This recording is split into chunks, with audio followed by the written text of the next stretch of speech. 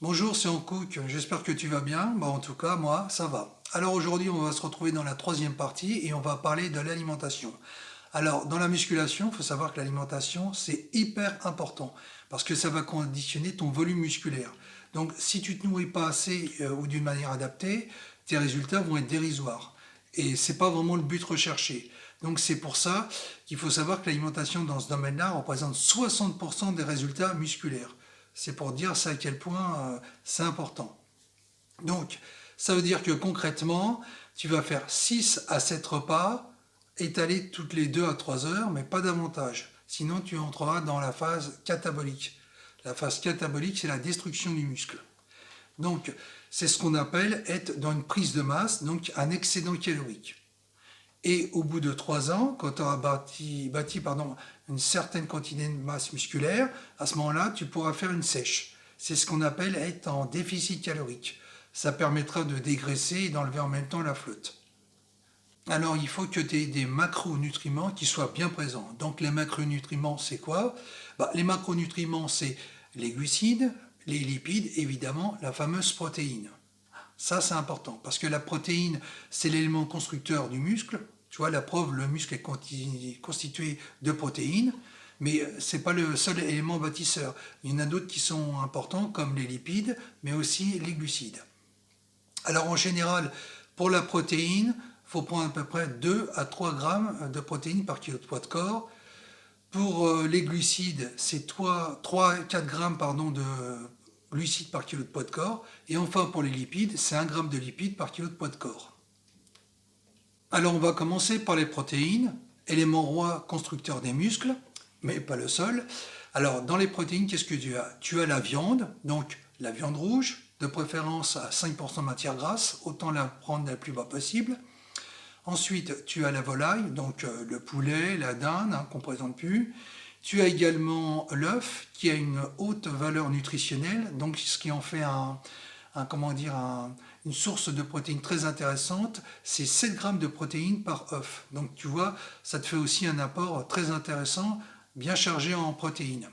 Et ensuite, tu as les poissons. Donc, tu as les poissons comme le saumon, le hareng, la sardine, le thon, qui est très bon aussi. Tu as le tilapia, le merlu, le cabillaud. Bref, tu as beaucoup de sources protéiniques. Tu as également le fromage blanc, le yaourt grec. Tu as également le fromage. Tu as également, le lait. Donc, ce n'est pas les sources de protéines qui manquent. Alors ensuite, on va s'attaquer aux lipides. Alors, les lipides, qu'on appelle acides gras essentiels, donc ce sont des lipides insaturés. Ils jouent un rôle important dans le système de la santé, mais ils jouent aussi un rôle important dans la régulation hormonale. Donc c'est pour ça qu'il ne faut pas s'en priver. Donc on les trouve déjà dans l'huile. Alors l'huile de colza, l'huile d'olive, l'huile de lin. On les trouve dans les graines de chia. On les trouve également dans l'avocat. On les trouve aussi dans le poisson, comme le saumon par exemple. Alors tout ça, c'est des lipides qui sont riches en oméga 3. Donc l'oméga 3 est très important. Donc l'oméga 6 aussi. L'oméga 9 comme l'avocat est bon aussi, mais de temps à autre. Mais l'oméga 3 est une très bonne source de lipides qu'il ne faut surtout pas négliger. Parce que si tu le négliges, tu auras des muscles un peu plats. Ça, c'est le risque de ce qui peut arriver. Également, tu les trouves également dans les fruits à coque. Alors les fruits à coque, les amandes, les noix, les noisettes, les pistaches. Donc c'est très riche. Donc il ne faut pas hésiter à en prendre également. Ça peut être que du plus pour la prise de masse musculaire. Maintenant, tu as aussi les hydrates de carbone, donc les glucides. Donc tout ça, ça va t'apporter beaucoup d'énergie pour t'entraîner, mais ça joue aussi un rôle important dans la prise de masse musculaire. Parce que si par exemple tu fais une sèche et que tu n'as pas des hydrates de carbone présents, tes muscles ils vont complètement dégonfler. Donc les hydrates de carbone, tu les trouves où?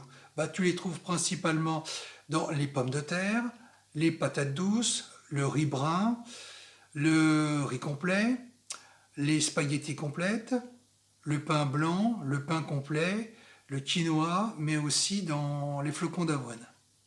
Ensuite, tu as les micronutriments qui sont les vitamines principalement, les oligo-éléments, mais aussi les fibres. Donc, il faut savoir que les micronutriments sont très importants pour la santé et ils évitent aussi d'être carencés.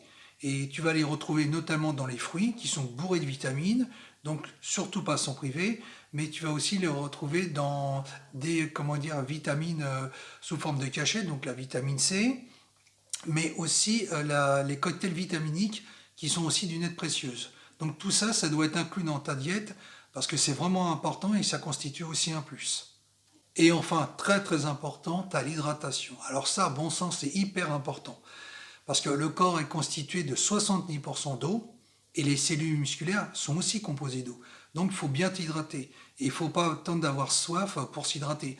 Parce que sinon, ça veut dire que tu es déjà beaucoup en phase de déshydratation. Pour ça, le minimum, une bonne quantité d'absorption de l'eau, c'est de prendre 1,5 litre par entraînement. Parce qu'il faut savoir que la quantité d'eau ingérée varie en fonction de l'activité, de la chaleur extérieure, mais aussi de ta salle. Notamment, je pense, si elle est climatisée. Dans ce cas-là, tu peux te déshydrater sans forcément t'en rendre compte. Et ça aura des répercussions sur ta santé d'une part, mais aussi sur la qualité de ton entraînement. Donc, n'hésite pas à bien t'hydrater.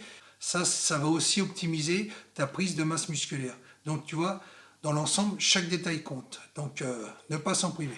Et enfin, on va arriver aux compléments alimentaires. Alors, il faut savoir que les compléments alimentaires ne sont pas obligatoires. Tu ne peux pas prendre de la masse musculaire sans t'en procurer. Alors, dans tous les cas, il faut savoir qu'ils représentent un plus, donc ils peuvent te permettre d'avoir un peu plus de masse musculaire. Donc, si tu as le budget, effectivement, c'est intéressant, mais ils ne doivent pas les remplacer. Parce qu'il y a des gars qui font l'erreur de mettre des fortunes dans des compléments alimentaires et qui ont plus de quoi se nourrir avec de la nourriture solide. Et ça, c'est un tort, parce que c'est la nourriture solide de base qui te donnera plus de masse musculaire et de volume que les compléments alimentaires. Ça, c'est à savoir. Donc, dans les compléments alimentaires, tu en as toute une panoplie, donc je ne vais pas tous les énumérer, hein.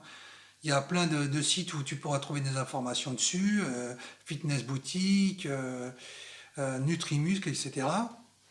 Alors, dans tous les cas, il y en a beaucoup qui sont superflus, c'est vraiment du marketing. Donc, ce que moi, je te recommande, moi, c'est ce que je prends. Donc, je prends quoi? Je prends des BCA, donc ça, c'est la base, de la glutamine et aussi de la créatine.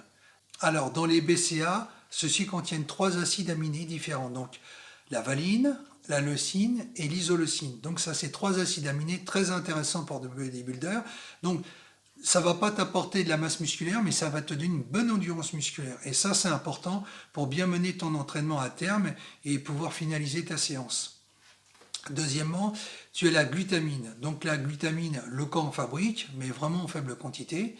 Et l'avantage de prendre de la glutamine, c'est que ça va te permettre déjà de booster le système immunitaire, parce que ça contient plein de bénéfices pour ça, mais aussi ça va participer au développement musculaire. Donc il ne faut pas t'en priver.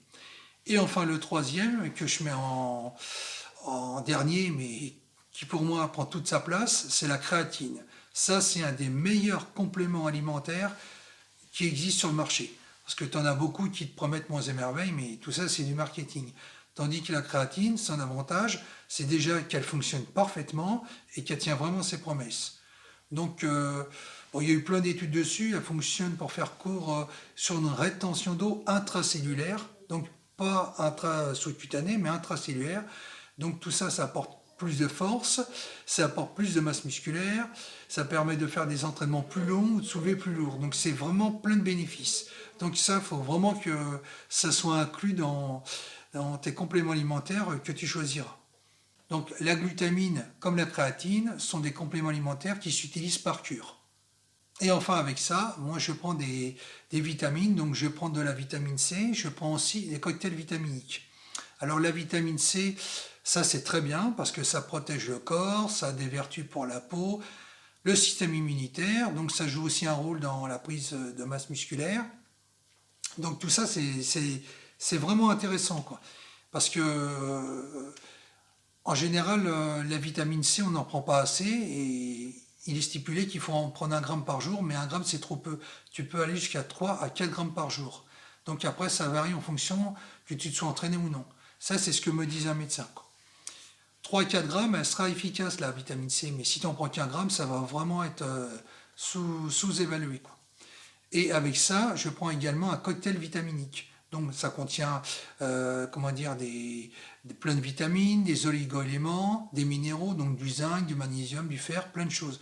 Donc ça c'est très bon. Parce que lorsque tu t'entraînes, tu crées une érosion, mais donc des dégâts, donc tu crées des petits dégâts dans le corps, et tout ça, ça va te permettre de réparer tout ça d'une part, mais aussi de réparer les manques que tu serais susceptible d'avoir. Donc il ne faut surtout pas te priver de ça. Donc après, tu as différentes qualités, tu as différentes marques. Moi, je prends les trucs de base que j'achète en grande surface. Après, il y a toujours mieux, mais tout ça, ça doit faire partie de tes compléments alimentaires. Voilà, bah écoute, je pense t'avoir pardon, tout dit dans la vidéo. Donc moi je te dis à la prochaine pour la dernière partie qui va pas tarder à venir. Et d'ici là, bah, je te souhaite bon courage pour le confinement. À bientôt. Bye bye.